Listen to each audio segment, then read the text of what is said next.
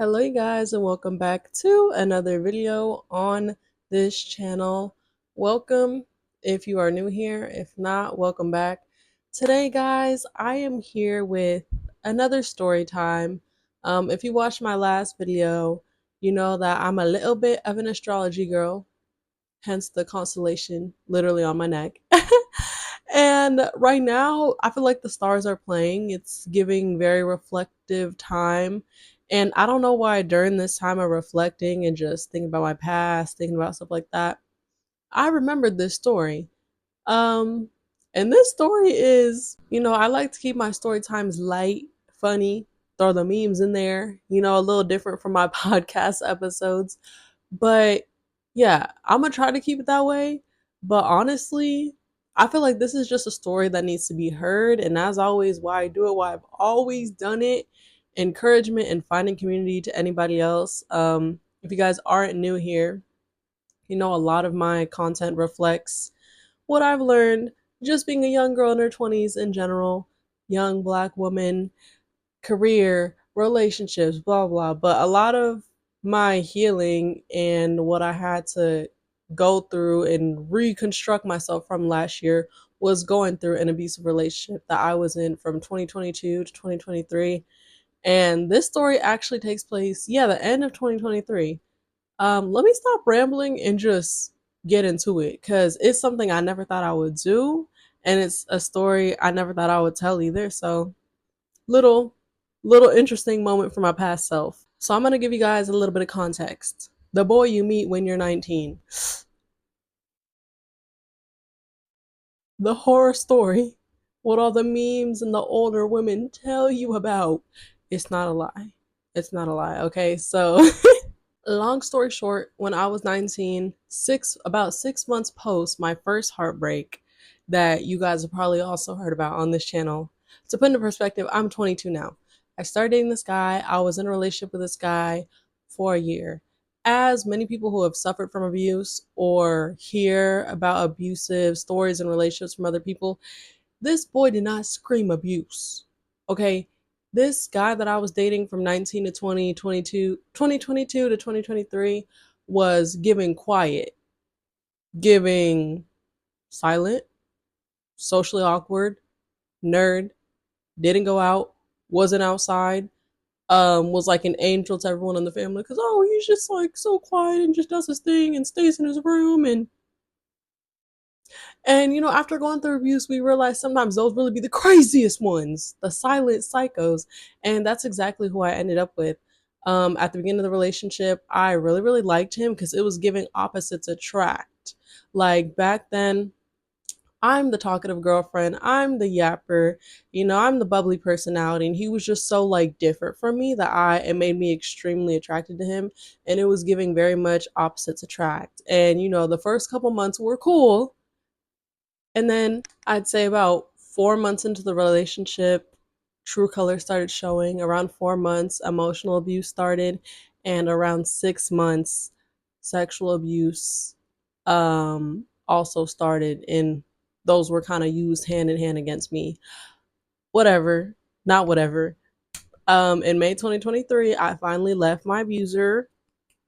And my journey was very unique, right? Like, one, I don't think we're taught a lot about what emotional abuse is. And two, when it comes to sexual abuse, I think a lot of times we're sold like this certain story, like, oh, it's just from random crazy people, and you can always just tell who's like that, and you really can't. A lot of times that kind of abuse comes from people people who are in close proximity with to you.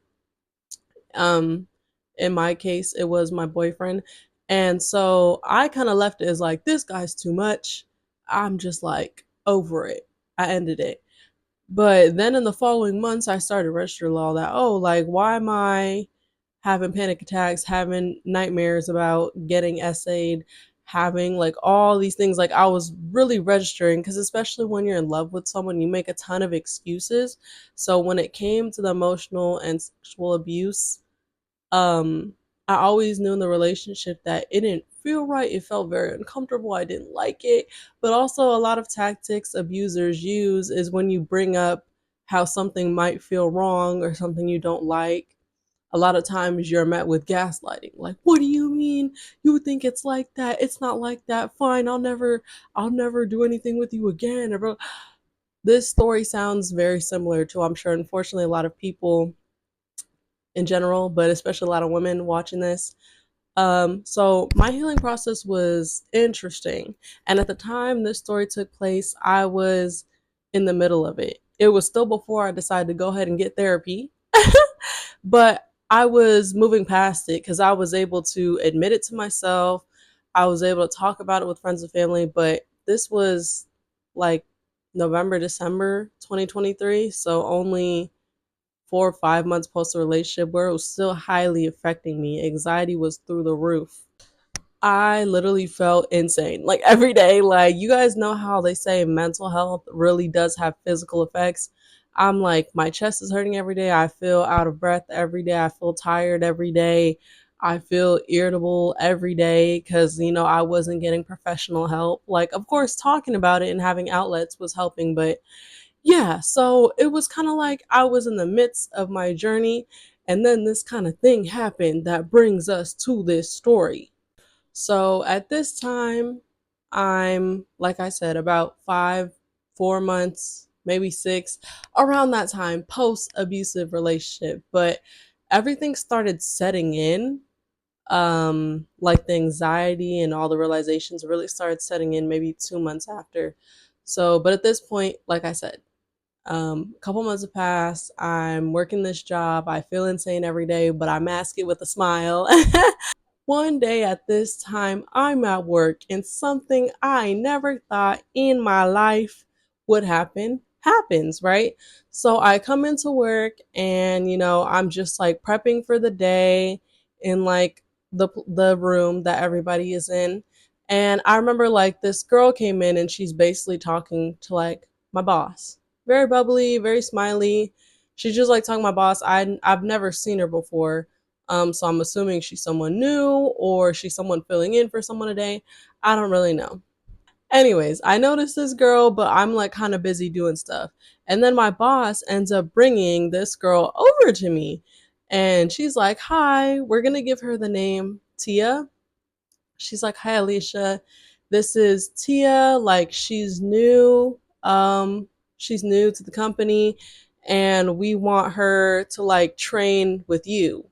And I'm like, "Oh, okay." They're like, "Yeah, she's going to be with you today. She was actually here like the other day when you weren't here, but she was with someone else. And now today she's going to be with you because we think like where you're at is a better fit for her and yada, yada, yada." So I'm like, "Okay, cool. Like, cool." So my boss leaves the area and me and Tia just get to talking. I'm like, "Oh, hi, I'm Alicia, blah, blah. Like, what did you see? What did you do? When you're with another coworker the other day." And then I'm just showing her what I'm doing. I'm like, "Oh yeah, I'm just like organizing this, yada yada yada." And she's like, "Oh, okay, I'll help." But mind you, we're in a room where we prep for the day, where everybody, like all the coworkers are in there, including our boss. So it's like we just are having like small little chit chat. She's cool. Once she finishes helping me with the prep stuff, I'm like, I don't really have anything else to do. We're all just chilling. I'm probably talking to like my other coworkers I normally talk to, right? So then the day proceeds, and as the day proceeds, like I said, during the time I was introduced to this girl, we were in like the prep period. But when the day proceeds, we're off on our own. Like we're not around really um my boss or any other coworkers. We're just walking, doing our job. And so, I'm a girl's girl. Like when I'm, like I said, I used to be way more extroverted, but I'm training this girl. This girl is like watching me. So I'm just making small talk. I'm like, "Oh, like, are you in school?" Like a lot of other people in this job are in school. I'm not in school though. College wasn't for me. She's like, "Oh yeah, I do this." I'm like, "Okay, how old are you? Like, are you from around here? Are you from the county? Blah, blah." And we get to talking, y'all. We get to talking. When you get to talking, well, honestly, this is probably the first time something like this has ever happened to me. So I'm not gonna say when you get to talking, you see how stuff gets familiar. But we get to talking, and she's like, "Yeah, I am from this county." And I'm like, "Oh, okay. Like, what high school did you go to?" Because in high school, I was a basketball player. So whenever I ask someone from like the county, even if it's like not super close to me, I'll be like, oh, maybe I played that team. Maybe I've been to that school before. Da, da, da. So she's like, yeah, I am from the county. I went to, we're going to call it Angel High School. She's like, oh, I went to Angel High School. What about you? And you guys, if you know anything, I hope my community is watching this, or if not, it's just you can learn from this video. But if you guys know anything about recovering from abuse, recovering from breakups in general, but especially breakups that have been or included abuse, triggers are so easy. Mind you, this girl says Angel High School. I've been separated from this man that I dumped who was abusive towards me for maybe 5 months at this point. And when she says Angel High School, I can already feel my body sensing up because that is exactly where my abuser went to high school. So, but again, I feel like I'm good at masking, or at least I thought. So it's like the typical answer when it comes to talking about high schools. Normally I ask, where's your high school? Oh, I try to think like, again, have I played there? Do I know people from there? So as soon as she says Angel High School and I respond where I went to high school, I'm just like, oh, okay. Like, like I said, y'all, triggers are so like, oh, like, yeah. If you've ever recovered from abuse, you get it. I kind of just like, what am I gonna tell this new girl that I'm training about what I know about that high school? Like, I'm not gonna say anything. So I'm just like, oh, okay, like that high school, like, okay, I played there before. But like how I said, I'm good at masking. Apparently I'm not because we're basically I'm still trying to like progress with the conversation. And she's like, oh, like, did you know anyone from my high school or anything since we were like on the topic? And I'm like, I'm kind of just like, oh, so yeah, I do like my ex-boyfriend went to that high school and I remember she was just like, "Oh my god, like I knew it. Like I don't know why I had a feeling it was like something like that." So of course her next question is like, "Oh, like who's your ex? Let me see if I know him." So I'm like, Miss Jackson. Miss Jackson. and mind you guys, my mannerisms when it comes to this conversation has nothing to do with the girl. Like she was really, really chill. Y'all know how sometimes you just meet people and y'all just like click and you just are like girls, like just girls chatting, just being girls for real. Like that's how our conversation already was. So it wasn't necessarily like I was like I felt like she was pressing or anything. But like I said, when you're recovering from abuse, the triggers and you trying to like mask stuff, it's like hard. So I'm like, oh, let me give him a fake name. What I said it was Angel High School, so we're just gonna call him Angel. So I'm like, yeah, my ex is Angel Green, right? And again, I'm just waiting, like the gut wrenching. I'm just like waiting for her to like say something. And she's like, oh my god, like Angel Green. She's like, yeah, I know who you're talking about. She's like, he's black, he's really skinny and tall, he's like kind of quiet. She's like, that's not someone I knew like specifically, but she was like, I definitely like know who he is. Like I know him, or I knew some of his friends and stuff like that, but I'm not like his friend. And I'm just like, oh yeah, like that's that's my ex. And so again, y'all, before, like I said, before the day got triggering, well, every day while I was recovering from them was really triggering, but we were really kikiing. So she was basically just like, oh yeah, I know who that is. That's like a quiet guy. I don't know him. I know who he is, blah, blah. And so then, of course, like I said, when we're kikiing, it's already being like that. And obviously she doesn't know I'm triggered because she doesn't know the trauma. She's like, well, like, why are you guys exes? Like, what happened? And in my mind, like during this conversation, y'all, my heart is racing, right? Because there's this thing where when I had to break up with my abuser, like I said, you go through so much manipulation. I was like, before I realized all that I'd gone through and all the trauma I had stored in my body, you're so manipulated. I was like, I don't want anyone to talk bad about him. Like, it just didn't work out and yada, yada, yada. And then, even when I did come to the realizations and stuff, I was just like, I was never in the phase of like outing him. You know how like I highly respect so many girls who take their power back, and when they feel fit they feel anger, or they feel just like they want to be protective of other people. Like I never had that. I kind of was more so scared. I had a lot of anxiety and panic attacks about the situation, where I was kind of like, and I had also, I don't know if I want to get into that.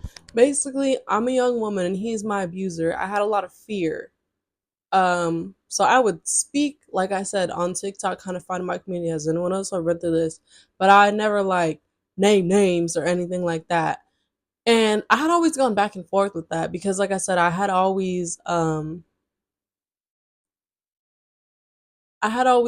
admired girls who found power in doing that, and like I applaud anyone who does that. But at that point in my journey, I was just so filled with fear. But I also, like I said, considered the other perspective of why people do that, where I was like, maybe it is important for me to say something, so maybe no one else has to go through what I went through, or people can like really know the truth about someone. And so when she asked this question that I've been on for probably 3 minutes now in the video of, oh, what happened, I was just like, I decided in that moment, probably it was seconds, but it felt like minutes of pondering because of being in that phase of being scared, but then also wanting to say something and feel like I'm taking my power back, but then not knowing how. And then I decided, again, it's not like the initial breakup. I'm realizing it. I'm going through all this. I'm having the worst anxiety of my life, feeling insane every day. Like, what is wrong with me telling the truth? So I was literally like, and honestly, he was very crazy and abusive. And she's like, what? Like, what do you mean? Like, oh my God. Like, same thing that I just prefaced in the beginning of the video. She was like, I literally remember him in high school. Like, I've heard like two words out of him before. Like. And I'm just like, honestly, he was like abusive emotionally and sexually. And her eyes are just like wide. She's like, really? Like, well, not like really like questioning me, but just like in shock, because again, y'all, abusers really be the people that we think could never, or that personality just doesn't match up. So I'm like, yeah, yep, that's that's what happened. And so, like I said, Tia was hella cool. She was like, oh my God, like, thank you for even like sharing that. I'm sorry, that happened to you. But like, yeah, that's crazy, because just like thinking about someone I used to see in high school and then hearing that from you is just like really crazy. And like we still had downtime on the shift where I just kept talking to her. And I was like, yeah, like I'm kind of sorry if that was random. I was just answering the question, or if it was like heavy, because I know like that stuff can be, even though I didn't go into detail. But I was just like, I kind of explained to her what I was feeling. Because, like I said, even though it was like just, how girls are, I was like, I've honestly never really been open with someone about like who it actually is, like who even knows who he is. And so I was just like, I mean, yeah, I just figured I'd like tell the truth. And she was like, no, like I really appreciate that. Thank you for telling me. Cause like she said basically what I said. She was like, yeah, like it's good to know like about the weirdos and to know that he's really like that. She was really cool, really sweet. Obviously, I'm not going to go into it in great detail because we're literally at work. But yeah, at the end of the day, she trained with me. She was really cool. We talked about a whole bunch of other stuff. Our personalities just meshed. And she was like, "Oh my God, like you're so cool. Like, can I have your Instagram?"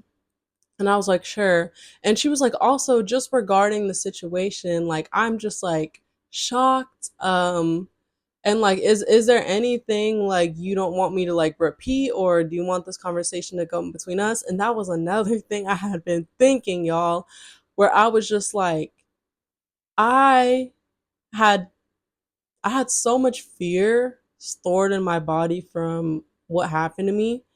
Um, like to even talk to it about the people who were close to me was really hard, but I was getting to that point in that moment where it was easier to talk about it. So to just say my truth to a stranger who knows who this is was like crazy and a really big step for me. But again, like I said, me having that conversation is like, obviously I didn't have to tell her. I could have just said like it didn't work out or whatever. But for me, it was almost like a healing point and like a taking back my power. And like, yeah, I don't have to like tell my whole life story, but like I can tell the truth about someone who's abusive and what they did. And I'm not saying it to her in the sense of like, oh, I know she knows him. Like she's gonna go tell everybody and like, cause I low key still even had a fear that it would get back to him, feeling like he would be the type of person to be like, why are you telling people that? You know, men never like men never like you to tell the truth about them. If you don't like it, then don't do bad shit. Fuck. But also serious, I told her, you know what I'm saying? I was like, I didn't go into detail. I didn't tell her our whole story. I was like, honestly, you can like do what you want with that information. Like she was just saying it was like shock. Like she did know people who actually knew him or like in high school and stuff. And she was like, yeah, I'm just like in shock and kind of want to like talk about it like to some people. So she's like, or is this just something you would want us to keep between us? Or, you know, y'all know it's not like she was gonna make a group chat or post it on social media. But again, I was thinking like, yes, I had fear of it getting back to him, but also in the in between space of also, yeah, like people deserve to know who this guy truly is. And like I said, I've never really found the outlet of doing it myself because I was just in a hard place. So I told her that. I was like, oh, like, yeah, if, like, I told her with the intention of not to go tell everybody, but not specifically to don't tell a soul, if that makes sense. Um, and it kind of felt very healing to me and very scary. But yeah, that's what I left her with. And she was like, okay, again, thank you for like telling me that. That was probably wasn't easy to tell me. But yeah, blah, blah, blah. She was really cool, y'all. And when I tell y'all, the way, again, healing from abuse and like traumatic situations is so tricky because, like I said, what I left her with, even when she specifically asked me what I wanted to do with this conversation, I told her, which is what I just told you guys. And mind you, so over time, she trained with me at this job for quite some time. Like I said, I ended up having her on Instagram. We became super cool. We even hung out like outside of work. Um, and so, you know, we would talk and about the situation, but also like about other stuff, about the job, about blah, blah, blah. And as our relationship progressed, I remember she would tell me sometimes um, about like, you know, the friend she did confide in with this, with the information I had told her. And just, you know, it wasn't anything bad. Like, it was like, she was like, yeah, like people had the same reaction as me, basically being like, that's crazy because of like how he acts in high school. Like he acted like a little bitch. And well, he is one. Like, you know what I'm saying? Yeah, so it wasn't like loads of people. It was probably like one or two people. And again, she was also reassuring me, like, if you don't want me to like, it's not like that. It's more like getting something off your chest than like making my trauma the top, like, if that makes sense. So yeah, we became friends and we used to just like talk about it sometimes. And when I tell y'all again, it those conversations were so triggering to me also. And not because of her, not because she did anything wrong. She respected all my boundaries. Like I said, she always ran everything by me. But again, when you're in that point of that healing, when you're like, I want to do something, I feel like I'm ready to do something, I feel like I'm ready to speak, sometimes that is not the end of it. Cause like, even though she told me, she would tell me about just like brief conversations she had or who she talked to when we would talk about the situation. She would, anyone she spoke to was cool and wasn't like, that's not true or blah, blah, blah. Like, all the reactions she told me was just like her, like, wow, they were shocked. Kim, like, what a weirdo. We went to high school with a weirdo. But the way y'all, why did those conversations low key make me feel worse? And again, nothing to do with her, but it's just the fact that Like I said, when you're recovering from abuse, I'm like, I feel in my power for a second because, yeah, I am speaking my truth. And I am, for once, talking to someone who actually knows this person. And then that could have a ripple effect of getting back to this person. And then I feel fear. And then I feel like, did I share too much? Or like, people who actually know who this is actually know what I went through. And then I felt like, why am I embarrassed when I went through abuse? And then, like, it's just such a back and forth. I know if you've ever healed from like abuse or a bad relationship, you get what I mean. Um, so yeah, I was already having bad anxiety, but low key, again, I feel like I was very able to mask, like, oh, like, interesting. It's not like we talked about it like every single day, but it was tricky because the healing journey is very tricky. One moment you feel empowered, next moment you feel, did I share too much? Next moment you feel embarrassed, and then you step back. It's like they always say, it's not linear. And I'm so glad that that was over a year ago by now, that when the situation happened. But I'm so glad and so proud that I am at the calmest um space when it comes to going through abuse that I feel like I've ever been in. Shout outs to therapy. Anybody watch this? Get professional help, because professional help helps me stop feeling insane every day. This channel is therapist approved. BetterHelp, sponsor me right now. Hey. But yeah, you guys, this wasn't, too much of like a funny, silly story as usual. Like I like to make a little bit of jokes out of my trauma. But I feel like it was real and I wanted to tell it because like I said, my YouTube channel is about community. Um when I was at my worst going through stuff, and even now, just anytime, it's good to feel like you have a community. Like, oh my God, this didn't only happen to me. I'm not the only person who feels this way. So I hope this is somewhat inspiring to anyone who's thinking about name dropping, speaking their truth, being more open about what's happened to them. Or if you're not, completely okay. Because one thing you should never do is do it when you're not ready or let any situation make you feel like you have to. And that conversation definitely didn't make me feel like I have to. It was just a personal choice that I made that still came with repercussions because, like I said, the healing process is very tricky. But yeah, if you didn't share your story or you don't ever want to share your story, um, let this be me sharing it for you in some spiritual sense or speaking for you, but not for you. Because yeah, abusers, predators, um, and everything in between. I think next month is SA Awareness Month, but people aren't always going through it in just April. So big hugs to anybody who can relate. I hope this story provided you with something to take away from. So yeah. Thank you guys for watching this story time. If this story time was a little too deep for you, I get it. Check out my story times playlist or my TikTok where I'm really funny, or my Instagram because I'm really funny on there too. And if you're like, I need more, I relate, you can always check out my Yap Sessions playlist here on YouTube or my podcast with the same content on Spotify. The choice is yours. But thank you so much for making it all the way to the end. I really appreciate you guys for hearing me out. Like I said, I know the process is hard. And I'm just happy myself that I'm at this point where I'm talking about it in front of a camera with a setup. Like, bro,